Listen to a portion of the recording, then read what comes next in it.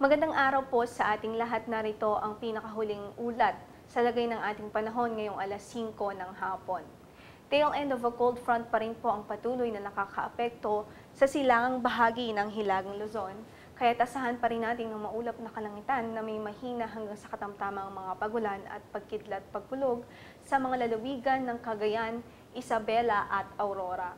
Samantala, northeast monsoon pa rin po ang patuloy na nakakapekto sa dulong Hilagang Luzon, kaya asahan natin ang mahihinang mga pagulan sa mga rehiyon ng Ilocos, Cordillera, natitirang bahagi ng Cagayan Valley Region at natitirang bahagi ho ng Central Luzon.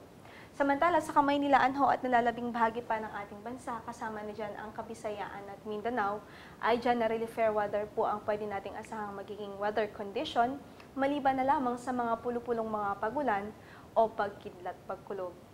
Wala po tayong LPA na minomonitor sa ngayon inside the Philippine Area of Responsibility, subalit nakataas pa rin po ang ating gale warning sa mga baybaying dagat ng Batanes, Calayan, Babuyan, at mga baybaying dagat ho ng Ilocos Norte. Kaya't sa mga nasabi kong lugar ay hindi po muna pinapayagan ng Philippine Coast Guard na pumalaot ang ating mga kababayang mangingisda na gumagamit ho ng maliliit na sasakyang pandagat sapagkat magiging maalon hanggang sa napakaalon ng mga karagatan dito.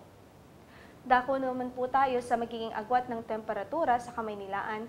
Inaasahang ang temperature range ay mula sa 24 hanggang sa 32 degrees Celsius. Samantalang sa Baguio ay mula sa 15 hanggang sa 24 degrees Celsius. Doon naman po sa Legazpi inaasahang magiging agwat ng temperatura ay mula sa 24 hanggang sa 31 degrees Celsius.